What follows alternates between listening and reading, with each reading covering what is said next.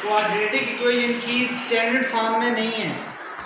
सबसे पहले हमने इसको स्टैंडर्ड फॉर्म में लाना है।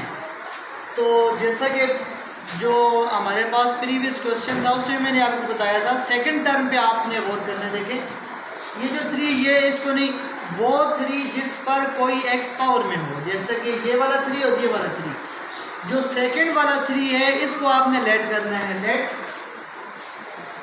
y इज इक्वल टू 3 की पावर x। इस 3 की पावर x को आपने लेट करना है y के साथ। तो आपके पास क्वेश्चन जो है वो ऑटोमेटिकली खुद बनता जाएगा। आप देखिए, आप 3 डॉट 3 की पावर 2x को अलग लिखेंगे आप, और 3 की पावर 1 को अलग लिखेंगे, क्योंकि ये रूल ये है बेस सेम होती है तो पावर ऐड करते हैं। तो आप उसका वाइस वर्सा भी कर सकते हैं। वाइस वर्सा का मतलब है उलट प्रोसेस भी कर सकते हैं। तो 1 को हमने अलग लिखे हैं, माइनस 10 डॉट 3 की power x plus 1 is equal to 0। इस 3 के ऊपर भी पावर क्या है 1, और इस 3 के ऊपर क्या पावर है 1, तो ये क्या हो जाएगी 1 प्लस 1, वैसे सेम पावर ऐड। यहाँ पर जो डॉट आया है ये पॉइंट नहीं है जिसको आप इशारे कहते हैं, ये वो वाला पॉइंट नहीं है। यहाँ पर डॉट से हमारी मुराद है मल्टीप्लाई। ठीक है, ये डॉट किसको रिप्रेजेंट कर रहा है, मल्टीप्लाई को कर रहा है।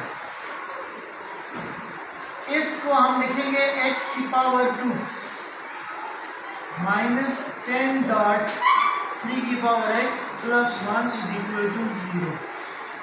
ऐसा हमने इसलिए किया क्योंकि पावर पर पावर क्या होती है, मल्टीप्लाई होती है, और ये दोनों सेम बनेंगे नहीं, सेम हो गए।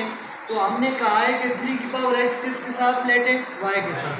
तो आप लिखें 1 प्लस 1 के 2, इसकी जगह क्या लिखेंगे y का square minus 10 dot y plus 1 is equal to 0। 3 का स्क्वायर क्या होता है 9, y का square minus 10y plus y 1 is equal to 0।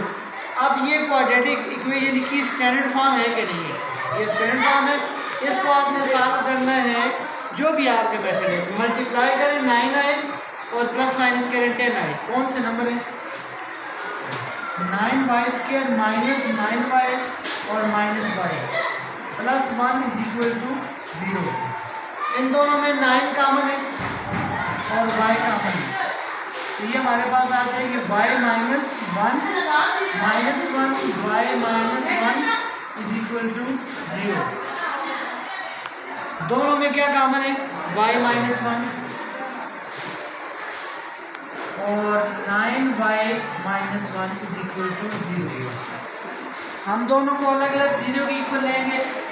y minus 1 is equal to 0, 9y minus 1 is equal to 0।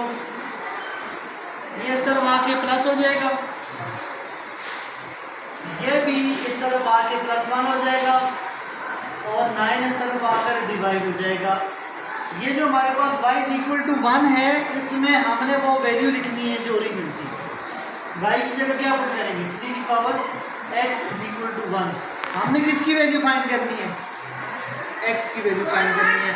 x की वैल्यू फाइंड करने के लिए देखिए इस तरफ बेस सेम होनी चाहिए, तो इसको हम लिख सकते हैं 3 की पावर 0। क्यों, anything power 0 is equal to 1। 3 की पावर 0 अगेन किसके बराबर है 1 के बराबर है। तो हम ऐसा इसलिए कर रहे हैं ताकि दोनों की बेस क्या हो जाए, सेम हो जाए। तो x किसके इक्वल आ जाएगा 0 के लिए। यहाँ पे हमारे पास x की वैल्यू 0 आ गया।